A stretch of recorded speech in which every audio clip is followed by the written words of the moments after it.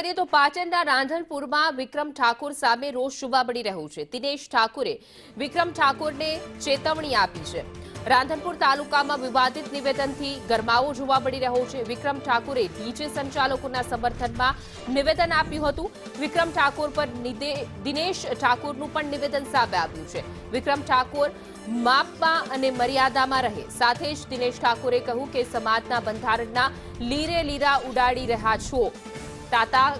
તાકાત હોય તો ઉત્તર ગુજરાતમાં પ્રોગ્રામ કરી બતાવો। સરકારે સન્માન ના કરતા સમાજ યાદ આવ્યો હતો। ઠાકોર સમાજનું 16 મુદ્દાનું બંધારણ સમાજ દ્વારા જે નક્કી કરવા આવ્યું અગત્યની થળી એમાં અમુક લોકો બંધારણને તોડી અને સમાજમાં વાહિયાત વાતો ફેલાવવા માંગે છે। એમાં વિક્રમ ઠાકોરને હું ખાસ કહેવા માંગુ છું, તારા પ્રોગ્રામ ક્યાંય થતા નતા। ઠાકોર સમાજે અને ઠાકોર સેનાએ સમર્થન આપ્યું તેના પ્રોગ્રામ કે મહેસાણાથી આ બાજુ તું પ્રોગ્રામ લેવા તૈયાર નતો પહેલા, બરાબર?